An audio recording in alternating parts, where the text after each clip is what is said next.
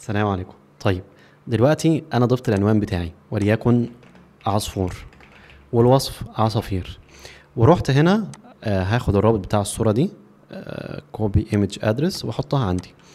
ايه اللي المفروض يحصل؟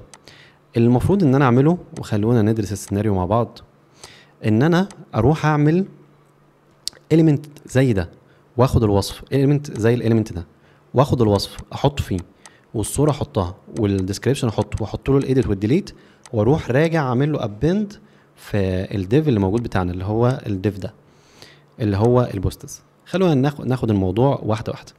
انا هعمل هنا ليت، هقول له هنا كارد، هعمل ديف زي اللي احنا عاملينه ده الديف اللي انا هعمله.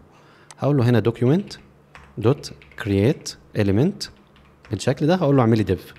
كده احنا عملنا الديف ده اهو، عملنا الديف ده، بس هقول له بقى ان انت حط لي كلاس ليه اللي هو البوست. فهقول له ليت، هقول له كارد دوت كلاس نيم اللي احنا شرحناها، وهقول له بوست. كده انا حطيت له الكلاس ده، عملت الاليمنت وحطيت له الكلاس ده. بعد كده ايه اللي انا هعمله؟ هنا احنا ممكن نستخدم اسلوب اللي هو فكره الليترال كوتيشن دي، ونروح حاطين فيها كل الكلام ده ونغيره بس، وبعد كده نعمل له ابند هنا. بمعنى هقول له هنا ليت، هقول له ممكن اسميها كارد كونتنت، وهقول له هنا العلامتين دول، وابدا ان انا احط المحتوى كله فيهم، احط كل المحتوى ده، بس هغيره بقى، احط المحتوى بالشكل ده زي ما انتم شايفين. بعد ما احط المحتوى هاجي هنا للكارد واقول له دوت هنغير ال HTML بتاعه inner HTML، هقول له ان ال HTML بتاعه هيكون ده كارد كونتنت بالشكل ده. واخر حاجه ان كل الكلام ده هروح حاطه جوه البوستس اليمنت اللي هو ده. خلونا نجربه من غير ما نغير المحتوى.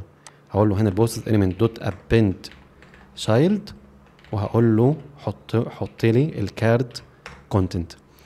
يبقى كده قبل ما نشوف النتيجه ونتاكد في اخطاء ولا لا ونعالج الاخطاء مع بعض، انا رحت عملت كارد اللي هو ده واديت له كلاس، ورحت جبت المحتوى بتاعنا وحطيته زي ما هو ستاتيك، لسه ما غيرناش، ما حطيناش اللي المستخدم بيحطه، ورحت حطيته هنا في البوستس نفسه.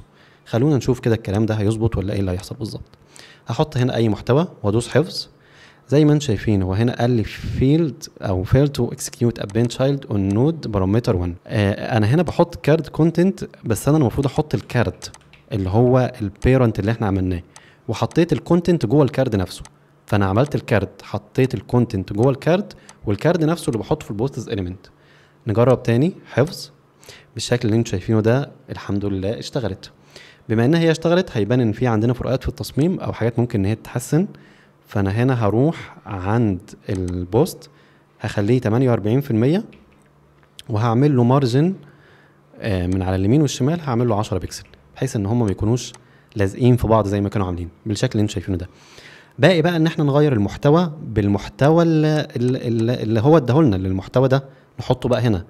بس خلينا راجع على اللي احنا عملناه ان احنا جينا هنا بعد ما عملنا الفاليديشن وخفينا الرساله خلاص. بعد ما بيخلص بروح اعمل الكارد اليمنت اسمه كارد، بكريته بالجافا سكريبت، واديله الكلاس اللي هو البوست اللي هو نفس الاليمنت ده. حتى لو جينا هنا شفنا ووقفنا على الاليمنت اللي اتضاف جديد بوست بالشكل ده، وكل الكونتنت ده هو الكونتنت الاستاتيك اللي عندنا، خدته حطيته ما بين الليترال كوتيشن دول او الكوتيشنز دول.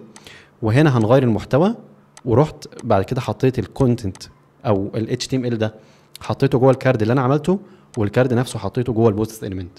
يا رب الفكره تكون واضحه، وهنكمل فيها في الفيديو الجاي ان شاء الله.